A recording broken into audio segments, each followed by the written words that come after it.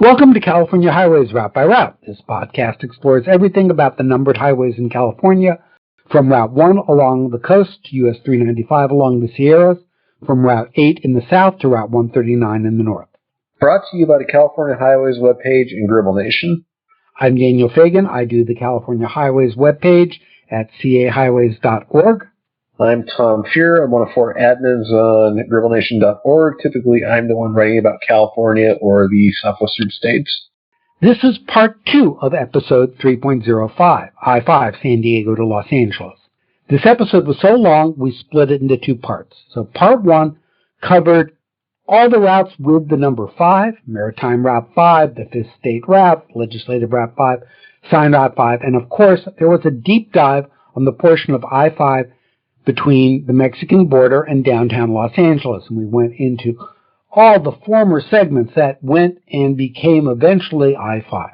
This segment, this part, picks up with the rest of episode 3.05.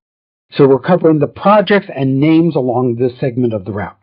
So let's start with the projects. Again, we're working in post-mile order from the south to the north. And unsurprisingly, with this being an interstate, there are lots of projects. And lots of major projects recently completed. So we'll touch upon some of the biggies.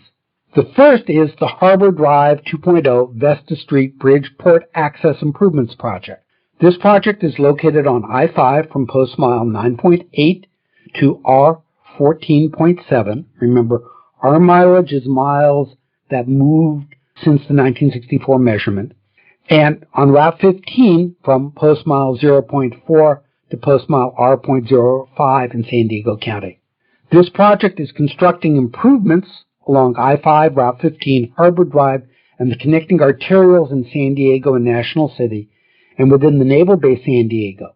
The improvements consist of truck-only lanes on Harbor Drive, intelligent transportation system improvements, which is basically things like smart signal timing, construction of the Vesta Street Bridge, improvements on and off ramps, pavement rehabilitation, complete street improvements, which means pedestrian and bikeways and stuff like that, and zero-emission commercial vehicle infrastructure. Construction on this project should begin sometime in 2026 to 2027. Now, Tom gets a biggie. No, the North Coast Corridor. The project started in 2010 and includes a number of Interstate 5 expansions in North San Diego County. The Interstate 5 Express Lanes project will be constructed in 3 phases from 2013 through 2040. That's a long time. Once completed, the project will result in 4-lane express lanes, 2 in each direction along I-5 from La Jolla Village Drive in San Diego to Harbor Drive in Oceanside. The 3 phases include Phase 1, 2013 through 2020, 1 high-occupancy vehicle, HOV, lane will be added in each direction on I-5 from La Jolla Village Drive to the I-5, I-805 merge. This project also includes the construction of a direct access ramp, DAR, at Voigt Drive. 1 HOV lane will be added in each direction on I-5 from Manchester Avenue to Route 78. The project also includes a DAR at Manchester Avenue and the replacement of a highway bridge at the San Elio Lagoon. Phase 2, 2021 through 2030, a second HOV express lane will be added in each direction on I-5 from the I-5-805 merge to Route 56. This project also includes the widening of the Lagoon Bridge over Carmel Valley Creek. The second HOV express lane will be added in each direction on I-5 from Route 56 to Manchester Avenue. The project also includes a widening of the highway bridge at the this is going to be wild to say, Dieguito Lagoon? Dieguito. Or okay. Dieguito. Diego. So it's Dieguito. You can tell this was once part of Spanish territory. 2 HOV express lanes will be added in each direction from I-5 on Manchester Avenue to Palomar Airport Boulevard. This project also includes a replacement of highway bridge at the... Oh boy. Close. Thank you. That lagoon, the one Daniel just said. Yeah. Phase 3, 2031 through 2040. A second HOV express lane will be added in each direction on I-5 from Palomar Airport Road to Route 78. This project also includes a replacement of a highway bridge at the Agua Hedonia Lagoon, which I think I'm in the ballpark there. 2 HOV express lanes will be added in each direction from Route 78 at Vandergrift Boulevard. Once complete, this project will also result in 4 express lanes through the length of the corridor spanning 27 miles from San Diego to Oceanside. This project also includes the replacement of highway bridges at the Buena Vista Lagoon and San Luis Rey River. As you can see, that's a really big and involved project, and there are some sub-projects within there, one of which is the Route 56 interchange. In October 2017, the CTC approved for future consideration of funding a project that connects I-5 and Route 56 in San Diego County. The project will construct a roadway and interchange improvements on I-5 and Route 56 in and near the city of San Diego. And I could list all the post miles for you, but I think you know that interchange. The project proposes to provide a direct connection between I-5 and Route 56. Those connectors were not built when the route was initially connected. It's not fully funded. It is included in the SANDAG 2016 Regional Transportation Improvement Program for $16.9 million, which basically gives you the funding for the preliminary engineering, not the construction. It was planned to be constructed in multiple stages as they got more money, and construction was estimated to begin in 2020. I don't recall whether it is finished. Do you recall? It's been a while since I've been that way. I think 2019 is the last time I was through, so I think it was still going on. Yeah, I don't think I was down to the Route 56 area the last time I was in San Diego. The next related project is the Route 78 interchange. In January 2022, it was reported that the congested interchange between Route 78, Interstate 5, and North County would be upgraded with federal infrastructure money. The junction connects 2 heavily traveled freeways, but instead of an uninterrupted transition, vehicles in the westbound lanes of Route 78 must wait at a stoplight to turn south to get onto Interstate 5. This leads to backups in the westbound lanes, causing delays as long as 15 minutes during rush hour and increasing the risk of accidents. To modernize this interchange, officials plan to build a flyover overpass that would route cars over the existing lanes according to the San Diego Association of Governments, SANDAG. It would replace the traffic light and allow vehicles on Route 78 to merge seamlessly into Interstate 5 without slowing or stopping.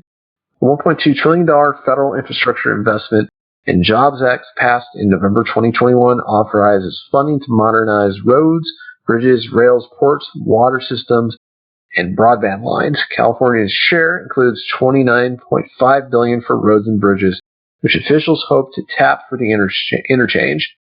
Federal Department of Transportation will provide $4.8 billion to California immediately, and Caltrans will administer the money within the state.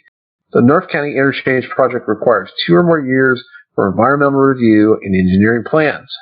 After that time period, construction of the new interchange could be completed within 18 months. We were down on vacation in Escondido over the summer, and we had occasion to go out to Carlsbad to find a gluten-free pizza joint. There's a really good one in downtown Carlsbad.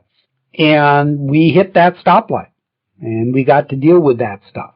And it was a mess. Moving a bit further north, there's also plans to extend the HOV lanes that currently are in San Juan Capistrano.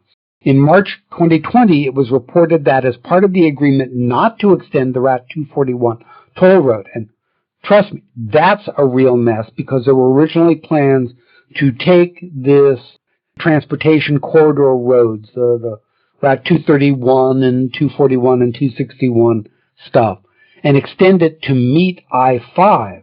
And that would have cut off a corner of the Marine base, and that just never got through.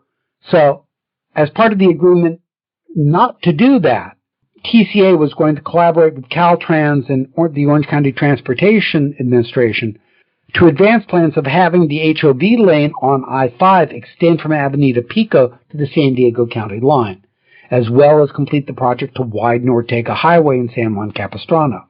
In May 2021, it was reported that OCTA had awarded a contract to prepare the environmental documents for extending the carpool lanes in each direction in this segment.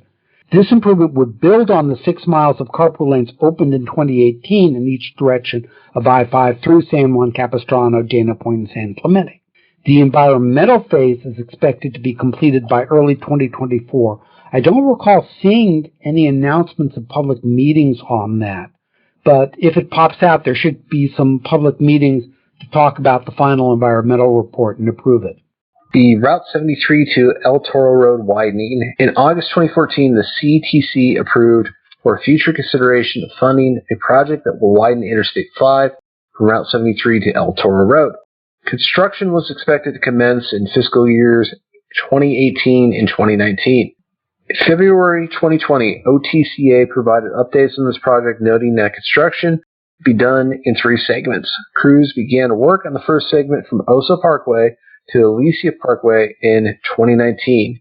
In March 2020, construction was scheduled to begin on the second segment, a 2.1-mile stretch between Route 73 and Oso Parkway that borders Mission Viejo, Laguna Hills, Alicia Viejo, and Laguna Niguel. Improvements include adding 1 general-purpose lane to increase capacity and reconstructing Avery Parkway to expand it from 4 to 6 lanes, increasing bike lane width, install sidewalks on both sides of the street, and construct monument walls under the bridge featuring a pastoral ranch theme. Other project improvements include a new and improved merging lane and conversion of carpool lanes to continuous access to make it easier to enter and exit. In October 2023, the CTC approved for consideration of funding for the following project, for which a mitigated negative finding, basically. Basically, this is worded weird, but in October 23, they said, you can go ahead and fund this. We had a mitigated negative declaration of environmental harm. And basically, yeah, there was some harm, but we figured out how to make up for it. This would add general-purpose lanes in each direction of I-5 between Avery Parkway and Alicia Parkway and extend second HOV lane from Alicia Parkway to El Toro Road, reestablish existing auxiliary lanes, and construct new auxiliary lanes, and improve several existing on- and off-ramps. In Orange County, this is from Post Mile 12.4 to 18.9. And as one of the regular participants on the AA Roads Forum would note, Orange County is one of the few counties that really loves to widen their freeways and add lanes. And he loves them for it. You know who I'm talking about, Tom. Yes, I do.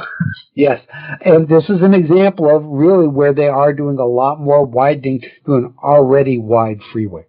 I'll note, though, that there is a surprising amount of disconnect between like what Caltrans District in Orange County wants to do versus District 7. They're very, very different in their approaches, but I also think that they're serving a much, much different residential base that wants different things.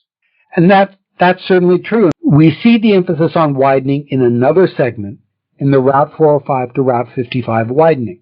The 2018 STIP, State Transportation Improvement Program, approved in March 2018, appears to allocate a little over $12.5 million of advanced project development funding for project support and engineering in fiscal year 22 for this widening. And the STIP is very brief in how it mentions projects. All it said is widening. In May 2020, the CTC approved for future consideration of funding, this phrase we see a lot, the I-5 improvement project from I-405 to Route 55, post mile 21.3 to 30.3. This will widen I-5 in this area. It's divided into 2 segments, segment 1 from I-405 to Yale Avenue, and segment 2 from Yale Avenue to Route 55. Construction should begin in fiscal year 2024 to 2025, which means the year you're listening to this podcast, if you're listening to the first broadcast of it. In March 2024, the CTC adopted the 2024 STIP, so we're now talking 8 years later, which included the following as new programming: I-5 Improvement Project, Project 405 to Yale Avenue, Segment 1. So they are planning to fund this first segment. Interstate 5 managed lanes. In March 2021, the CTC received a notice of, and in May 2021, the CTC considered a proposal to amend the STIP to program $2.2 million in Interregional Improvement Program, this is acronized as IIP, shares to a new project, Interstate 5 Managed Lanes Project, for the project approval and environmental document phase in fiscal year 2021 through 2022. This project is in Orange County, I-5 from Red Hill Avenue to half a mile north of the Los Angeles County line in the cities of Tustin, Santa Ana, Orange, Anaheim, Fullerton, and Buena Park. The project proposes to address operational deficiencies related to high occupancy vehicles, degradation, the fact that the HOV lanes are increasingly congested and above federal guidelines, through studies of alternatives that include price management lanes, PMLs, strategies, in other words, express lanes. So this would be kind of a first for the area. The estimates years for construction would begin in 2027. This is the segment of HOV that was really, really well improved and became beautiful from just north of the LA County line all the way down into the Tustin area. That's Red Hill Avenue. And now what they're talking about is doing what they did on I-405 with their improvement project of making these high occupancy toll lanes, otherwise called express lanes. And I'll note that when we talk about tolling, you should go back to our bonus episodes that we had at the end of season 2, where we had a wonderful discussion with Joe Rouse, who just moved to District 4, on how express lanes work. Lastly, we get to LA County widening. Starting in 2001, planning began for widening in LA County from the Orange County line to I-710. Note the date, 2001. Years and years and years and years of construction and bridge widening followed. And in July 2022, over 20 years later, the final segments of this project opened. And for those who ever slugged along the LA County segment of I-5, it needed it. I remember riding along that segment once with Mike Ballard, who some folks may know, and he was pointing out the divots that tended to be on the edge of the concrete for reflectors that showed this was original road, and how you could see there had been layers and layers and layers of asphalt just added as piecemeal as they just sort of kept the road going, and it was really narrow. And they just totally ripped that out and reconstructed it in LA County. And it's beautiful. I don't know if you've driven the new segments, Tom. Unfortunately, I have not. The last time I was through was in the middle of the final phases of construction, so it was very much as it had always been to that point. It's much nicer now. We took some of it when we were coming back from theater in Orange County once, and it was lovely. Now we turn to naming. Being a major route, Interstate 5 has a lot of names. We'll touch on some of the major, more interesting ones. Broadly, the former US 101 segment has 3 primary names. The Santa Ana Freeway, which covers US 101 from the 4-level interchange with Route 110 to the junction of I-405. For I-5, this name starts where US 101 ends. The San Diego Freeway, which is used from the southern I-405 junction south to Route 94. The Montgomery Freeway, which is used in San Diego from Route 94 to the Mexican border. The Golden State Freeway name starts at the junction with US 101 in Los Angeles, is used from that point north out of the Los Angeles area. And this shows really the convention that District 7, and to some extent District 12, because it was combined with District 7 at the time, follow on names, which is they are named from their eventual destination from the point of view of downtown Los Angeles. So San Diego Freeway, eventual destination is there. Santa Ana Freeway goes to Santa Ana because they couldn't use San Diego because it was used for the 405. But we hit District, 11, I think it is, down in San Diego. I always forget which one is San Diego, 11 or 8, but I think it's 11. And suddenly it's named after people again, and it's the Montgomery Freeway.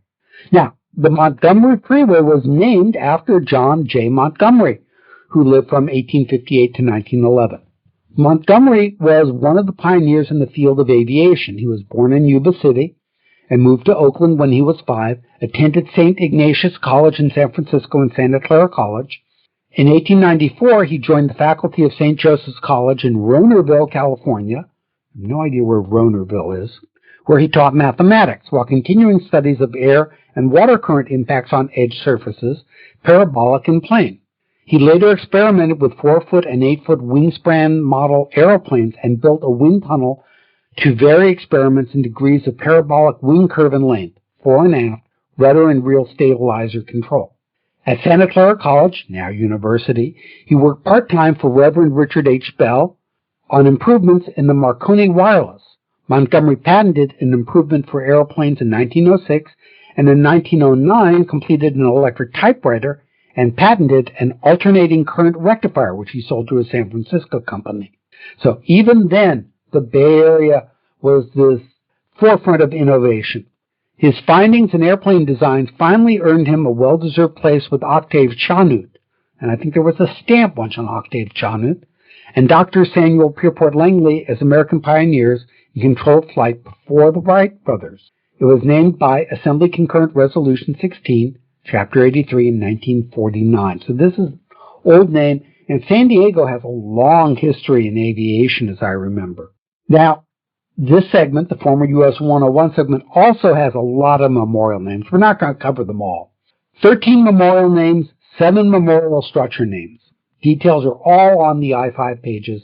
There are 2 for CHP officers, 7 for police and fire officers, 4 for members of the armed services, 2 for Caltrans workers, and 5 for other folks. And we're just going to talk about some of the more interesting ones of these. The segment of I-5 between Basilone Road exit and the main gate of USMC Camp Pendleton is named the Gunnery Sergeant John Basilone Memorial Freeway. Now, Sergeant Basilone was a member of C Company, 1st Battalion, 7th Regiment, 1st Marine Division, who was in charge of 2 sections of heavy machine guns defending a narrow pass that led to Henderson Airfield and Guadalcanal, Solomon Islands during World War II. At a great risk to his own life, he battled through hostile lines to provide shells for his gunners. For this, he received the Congressional Medal of Honor. Later, in 1944, he rejoined the U.S. Marine Corps, and on Iwo Jima, single-handedly destroyed an enemy blockhouse while braving a bombardment of enemy heavy-caliber fire. For this, he was posthumously awarded the Navy Cross and the Purple Heart, and has a life-size bronze statue in Raritan, New Jersey. He also had a destroyer, the USS Basilone, named after him, and a postage stamp was issued in his honor. Segment of Interstate 5 from Ball Road to the exit of Route 91 eastward within the County of Orange is named the Tommy Lasorda Memorial Highway, signed as Tommy Lasorda Dodger Legend Memorial Highway. It is named in memory of Tommy Lasorda, for who, more than 8 decades, was the face of the Los Angeles Dodgers. Thomas Charles Lasorda was born in September 1927 in Norristown, Pennsylvania. Tommy Lasorda started his baseball career straight out of Norristown High School with the Philadelphia Phillies for the 1945 season. Lasorda spent 2 years in the military before a record-setting return to the baseball scene. Oh, Christ. Schenectady Blue Jays, where he pitched. Schenectady. I hate Pennsylvania names so much. That's just an aside. I can't stand names in Pennsylvania. Seriously, they're horrible. Schenectady At least Blue. it wasn't intercourse. What's that? Oh, yeah. I used to get ads all the time on my phone for the, what the hell was it? Intercourse Inn, Intercourse Holiday Inn, something like that. At least it wasn't the Holiday Inn in King of Prussia, which I remember had fantasy suites like Egyptian tombs. My first business trips. I believe I actually stayed at that hotel with my dad. Anyway. Yeah, I used to live out in Florida. I think we should leave this part in. The Schenectady Blue Jays, where he pitched a remarkable 25 strikeout game. In 1949, the then Brooklyn Dodgers drafted him from the Phillies, sending him to a new home where he pitched for the Greenville Spinners and Montreal Royals, where he led the Royals to 4 minor league championships. Lasorda made his major league debut on August 5, 1954 with the Brooklyn Dodgers, where he played for 2 seasons before being traded to the Kansas City Athletics in 1956, where he pitched for 1 season. Now I guess they're not named the Sacramento Athletics, but that's where they'll be playing next year. And they just announced, just because one of my hobbies is the history of Las Vegas, they just announced, what is it, $1.75 billion, something like that, for the new stadium on the side of the old Tropicana. The price went up quite a bit. Oh, jeez. And they better really want that team. But yeah. We're going to see them next year at the Sacramento Road. I know they're going to be there for a couple years, but I really want to see them in a minor league field. That's just going to be so weird. Yeah. After the 1960 season, Tommy Lasorda ended his playing career, became a scout for the Los Angeles Dodgers until 1965, and a minor league manager from 1966 to 1972. And in 1973, he made his way back to the major leagues as a third base coach for the Los Angeles Dodgers, where in 1976 he took the reins as manager of the Dodgers for 2 decades. Tommy Lasorda's amazing accomplishments as the Los Angeles Dodgers manager included almost 1,600 career wins, 1,599 to be exact, which currently ranks 22nd all-time in Major League Baseball history, 4 National League pennants, 8 division titles, becoming the pride of the great city of Los Angeles with 2 World Series championship titles, 1981 and 1988. I'm still bitter that they took Kurt Gibson away from the Tigers. That's an aside. Sports aside. There is a fellow who does another podcast on Los Angeles history who always asks like the same 5 questions of people. Do you prefer Philippe's or Cole's? What is your favorite book about Los Angeles? And one of them is always, what is your favorite LA sports moment except for the Kurt Gibson catch in the World Series? The funny thing was, that was one of my earliest memories of the 1984 World Series and involved Kurt Gibson and Goose Gossage. So it's not just an LA guy. And we should acknowledge the Dodgers won the World Series again in 2024. Yes, they did. As for why the sign is in Orange County as opposed to near Dodger Stadium on Route 110 or I-5, Lasorda and his wife, Joan, settled in Fullerton, California, which was their home for more than 50 years. Yeah, I would think people would think the sign is out of place in Orange County. I mean, you'd want to honor someone associated with the Angels, but Lasorda lived in Orange County. Bridges 57-845, 57-844, the Route 54/I-5 interchange at Post Mile, San Diego County, 9.40, is named the George R. Volin Memorial Bridge. George R. Volin, the United States Navy veteran of 3 wars, died of a heart attack brought on by the effort he exerted to assist the children who were injured in a tragic bus accident in Martinez on June 23, 1976. I-5, I-10, Route 60, US 101 interchange is commonly referred to as the East Los Angeles interchange, is named the Medal of Honor recipient, the Eugene A. Obregon USMC Memorial Interchange. This interchange was named in memory of Medal of Honor recipient Eugene A. Obregon, USMC, while serving as an ammunition carrier with Gulf Company, 3rd Battalion, 5th Marine Regiment, 1st Marine Division, reinforced during the Korean War. PFC Obregon was killed in action on September 26, 1950. The machine gun squad of Private Obregon was temporarily pinned down by hostile fire, and during this time he observed a fellow Marine fall wounded in the line of fire. Armed only with a pistol, Private Obregon unhesitantly dashed from his cover position to the side of the fallen Marine, firing his pistol with one hand as he ran. Private Obregon grasped his comrade by the arm, despite being in great peril to himself, dragged the Marine to the side of the road. Still under enemy fire, Private Obregon was bandaging the Marine's wounds when hostile troops began approaching on their position. Quickly seizing on the wounded Marine's rifle, Private Obregon placed his own body as a shield in front of the wounded Marine and laid down suppressing fire accurately and effectively into the approaching enemy troops until he himself was fatally wounded by enemy machine gun fire. By his courageous fighting spirit and loyal devotion to duty, Private Obregon enabled his fellow Marines to rescue the wounded Marine. By fate and courage, Private Obregon is one of the valiant Mexican Americans that received the Congressional Medal of Honor, the nation's highest honor for military bravery, named by Senate Concurrent Resolution 109, Resolution Chapter 66, on June 26, 2008. And this and the Basilone naming are good examples. People drive by these names. They see these names. They have no idea what they mean. And these were people who really were heroes, not some of the people who parade their heroics. These were people that truly were heroes. And it's worth understanding their stories, I think. We have one more. The portion of southbound I-5 in the county of Orange from eastbound Route 91 near its boundary with the county of L.A. is named the Colonel Young Ok Kim U.S. Army Memorial Highway. It was named in memory of Young Ok Kim, born in 1919 in the city of Los Angeles, graduate of Belmont High School, attended LA City College, but dropped out to support his impoverished family. The U.S. Army refused his enlistment until Congress enacted a law subjecting Asian Americans into conscription, and Young Ok Kim was drafted on January 31st, 1941. So you can imagine, 41, right at the beginning of World War II. After spending 6 months as an engineer, Kim was selected for the Infantry Officer Candidate School at Fort Benning, Georgia, and upon graduating in January 43, was assigned to the U.S. 100th Infantry Battalion, a unit composed of Japanese Americans from Hawaii.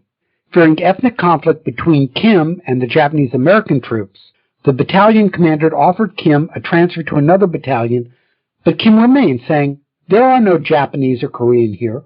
We're all Americans, and we're fighting for the same cause." The 100th Infantry Battalion was sent to fight in North Africa. This was part of what the military did. They sent the Asian Americans to fight in North Africa, not in the Pacific Front. And then in Italy, where Kim's map-reading skills and determination led to success in several battles and impossible missions. Second Lieutenant Kim's first deployment was in Salerno, Italy, as part of the Allied offensive against German forces, during which he was wounded near Santa Maria Oliveto and was subsequently awarded a Silver Star and his first Purple Heart. Kim was then promoted to first lieutenant and participated in the Battle of Monte Cassino as part of the Allied attempt to liberate Rome from German control. In planning for Operation Diadem, the Allies needed to determine the location of German tank units. First Lieutenant Kim volunteered to capture German soldiers to gain military intelligence. On May 16, 1944, with PFC Irving Akoshi, First Lieutenant Kim crawled into German-held territory near Cisterna, Italy, captured 2 German soldiers during daylight hours while the enemy rested for evening watch. Using the intelligence from these 2 captured German soldiers, the Allies broke the Gustav Line and liberated Rome. For his actions, First Lieutenant Kim was awarded the Distinguished Service Cross and the Italian Bronze Medal of Military Valor in 1944, and the Italian War Cross for Military Valor in 1945. First Lieutenant Kim also led elements of the 100th Infantry Battalion in battles in Belvedere and Pisa, which helped break the Gothic line and enabled the Allies to occupy Pisa without casualties. In France, Kim was the 100th Infantry Battalion's operations officer and fought in battles that liberated the towns of Bruyères and Bifontaine, but he sustained severe wounds from enemy fire in Bifontaine and was granted a 6-month leave in Los Angeles in late 1944. After attaining the rank of captain, Kim was honorably discharged from the U.S. Army. For his actions, Kim received a second Purple Heart and a French Croix de Guerre with a plaque dedicated to him on a Bifontaine church wall. But wait, that's not all. He did more. After leaving the U.S. Army, Kim started a successful self-service laundry, which was rare at the time, and earned 5 times his salary as an Army captain. But 2 years later, in 1950, war broke out in Korea.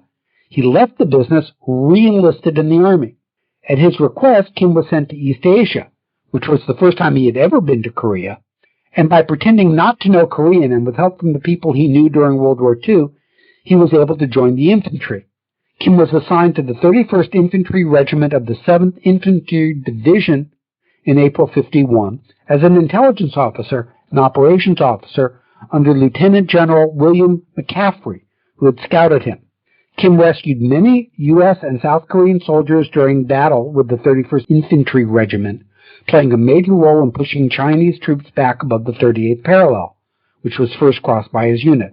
In August 1951, during Operation Piledriver, Kim's unit was mistakenly bombarded by the 555th Field Artillery Battalion because it was able to advance too far north past Kimha to appear friendly. He was severely injured in the friendly fire incident, but was saved by doctors from Johns Hopkins who were in Tokyo. He returned to Korea after 2 months of recuperation.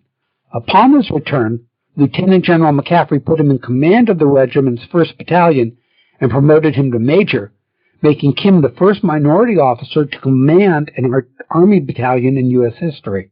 Under Major Kim's command, the battalion adopted an orphanage in Seoul and cared for more than 500 war orphans, enabling the orphans to grow up to become artists, musicians, and other successful professionals.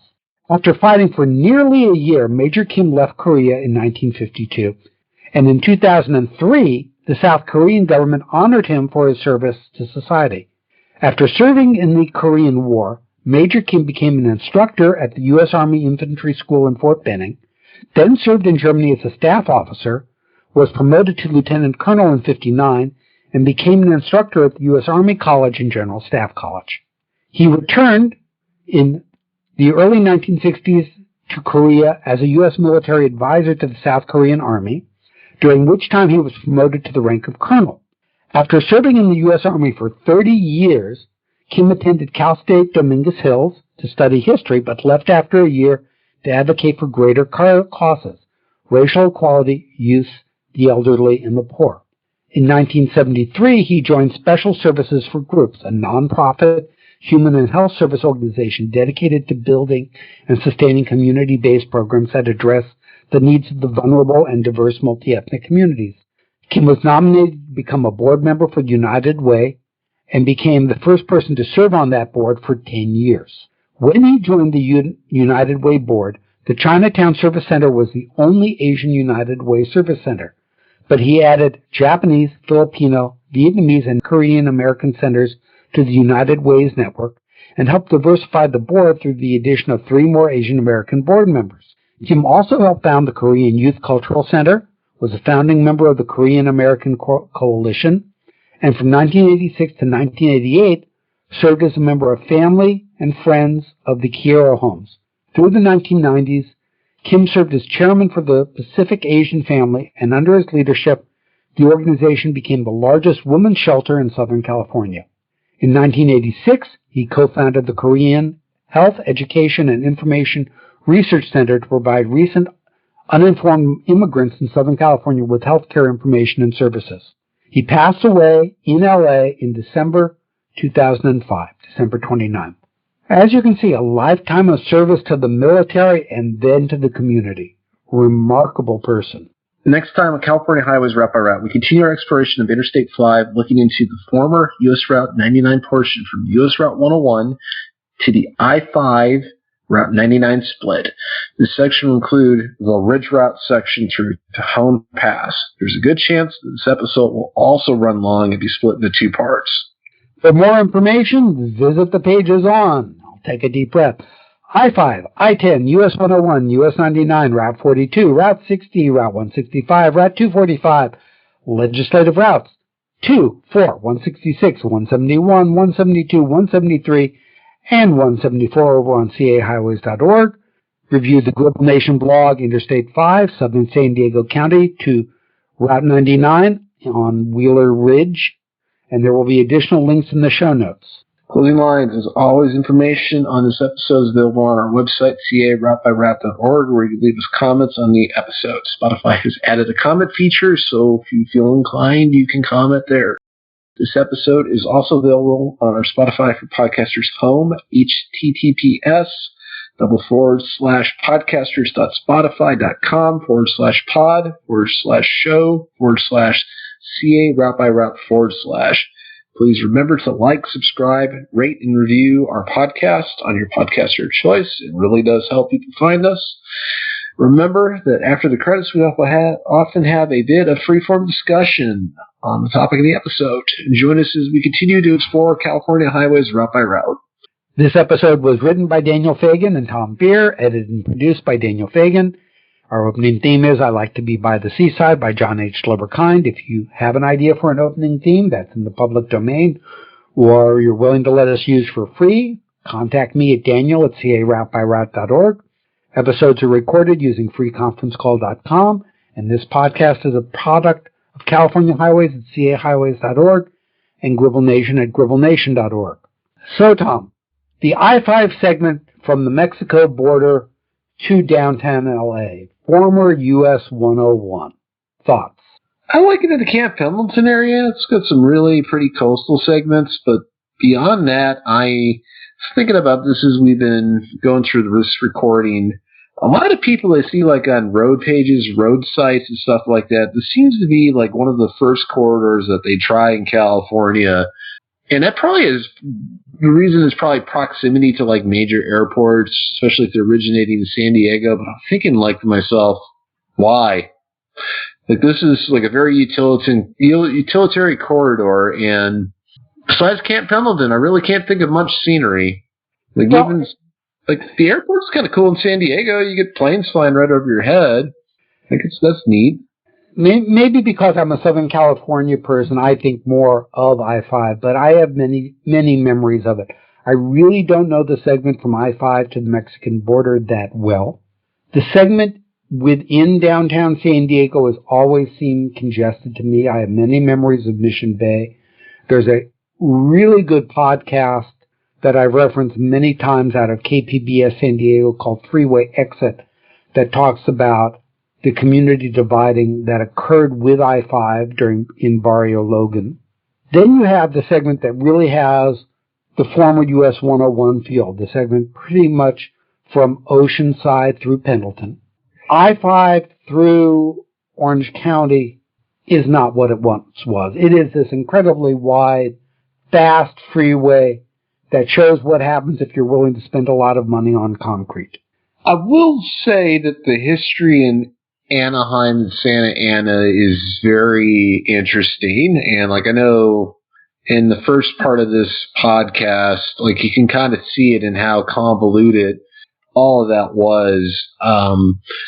It's kind of strange to me that like Anaheim and Santa Ana, as large as they are, they're very large cities. Like, I mean, not like Los Angeles sized, of course, but like in most states, they would be among the largest, if not the largest cities in those states. And it's just strange to me that like a lot of that development, despite both of them being fairly old, is new.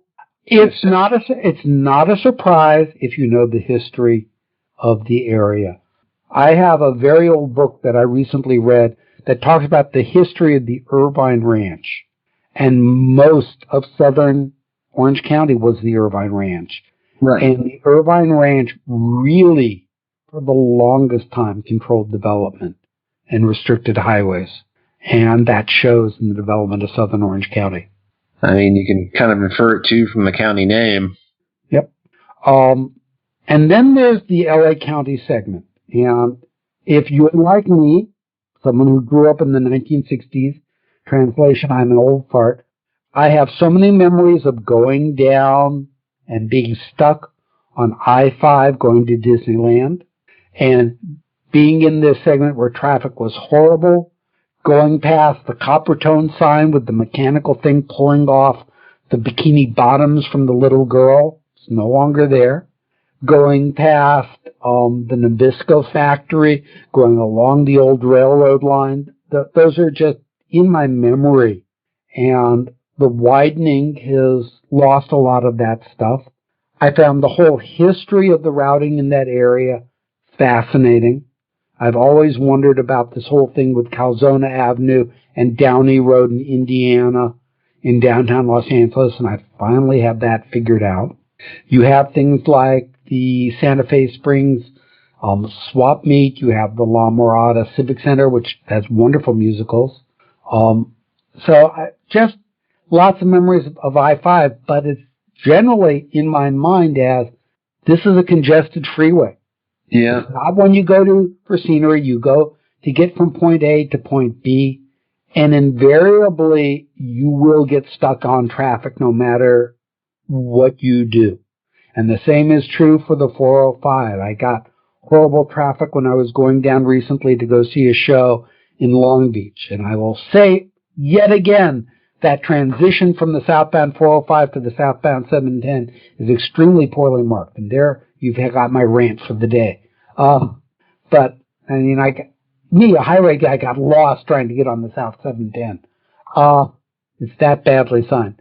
But, you know, this is one of the earliest interstates, the earliest freeways in L.A. They started building Bypass 101 in the early 50s, right? It's why Disneyland is where it is. So this is a pretty seminal segment of the highway in terms of its impact on history. I will say it left a little bit more of an impression to me the first time I drove it. It was like out in Southern California for work, like in the early 2000s when they had a lot more button copy and some of these older features that we've talked about.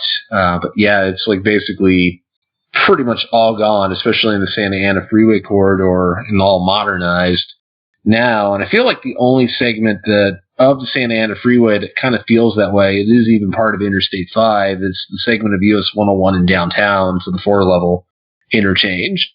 No, that area is so constrained, there's not much you can do about that mess. And there you have one-lane transitions to I-10, to US 101, to Route 60, to I-5, and it is just a major bottleneck.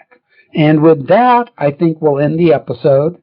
Next episode, which will be a two-parter, we may or may not have a guest. We're still working on getting that person to schedule their time as we record this, is going to be on I-5 up to the I-5-99 split, which means we're going to be doing a lot of talking about the history of the Ridge Route. We're going to be talking about the San Fernando Road segments of I-5 out of downtown.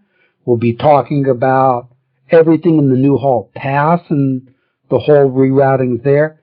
And Tom will be talking about all the research he did on why it's incorrect to call that entire segment the Grapevine. Looking forward to that, because that is interesting. Yep. So we will see you next time. And given when this will be coming out, both Tom and I wish you a very happy new year, and hopefully we will all survive 2025 happy and healthy and in one piece.